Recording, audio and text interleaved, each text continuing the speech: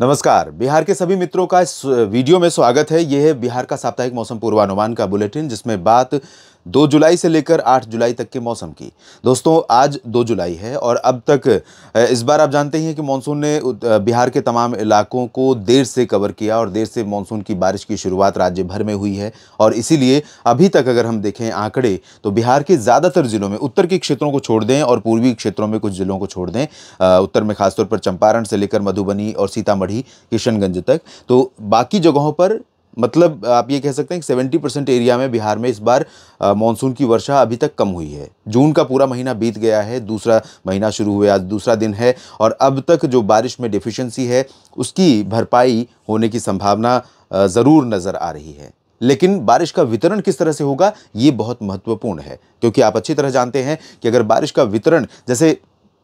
अक्सर मैं इस बारे में जिक्र करता हूं कि आंकड़े कुछ और कहानी कहते हैं और आम जनता का जो एक्सपीरियंस है, अनुभव है, वो बिल्कुल अलग होता है। वजह यह है कि अगर मान लीजिए मधुबनी का क्षेत्र है, मधुबनी में यहाँ झांझरपुर में अगर बहुत ज़्यादा बारिश हो जाए और यहाँ पर अगर AWS लगा हुआ है, ऑटोमेटिक वेदर स्टेशन, और वो आंकड़ा बताता है सामान्य, तो बाकी जगहों के लोग कहेंगे बिल्कुल बरसात नहीं हुई है और आंकड़ा बिल्कुल गलत है। और इसके अलावा एक बात और है कि 10 दिन सूखा मौसम रहे, 11वें दिन पूरे 10 दिन का पूरा बारिश का आंकड़ा एक ही दिन में बरस जाए, तो आंकड़ा तो सामान्य हो गया, लेकिन एक्सपीरियंस किसानों के लिए उसका फायदा या नुकसान वो बिल्कुल भी विपरीत रहेगा। तो इस तरह की स्थितियां आमतौर पर इस बार क्या पिछले कई वर्षों से देखने को मिल रही है। जब बारिश का वितरण समान नहीं होता है, यानी जितनी बारिश एक ज़िले में होती है दूसरे में उससे बहुत कम होती है, एक ही ज़िले में कई जगहों पर बहुत ज़्यादा और कई जगहों पर बहुत कम होती है, लंबे समय तक शुष्क मौसम रहता है, 1-2 दिन में बहुत ज़्यादा बारिश हो जाती है, तो कोई भी परिस्थिति नुकसान के लिए जिम्मेदार होती है, नुकसान का कारण बनती है किसान भाइयों के लिए। फिलहाल अगले एक सप्ताह के दौरान ज़्यादा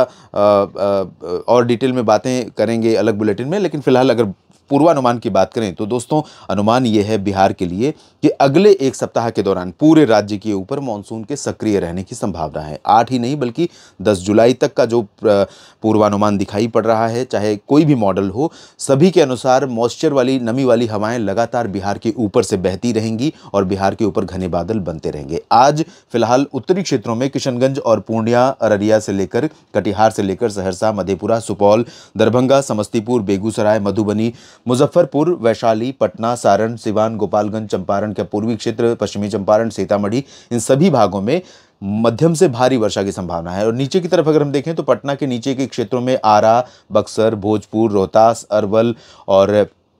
औरंगाबाद, जहानाबाद, गया, नवादा से लेकर नालंदा, शेखपुरा, लखीसराय, जमुई, बांका, मुंगेर, इन सभी क्षेत्रों में, भागलपुर, यहाँ पर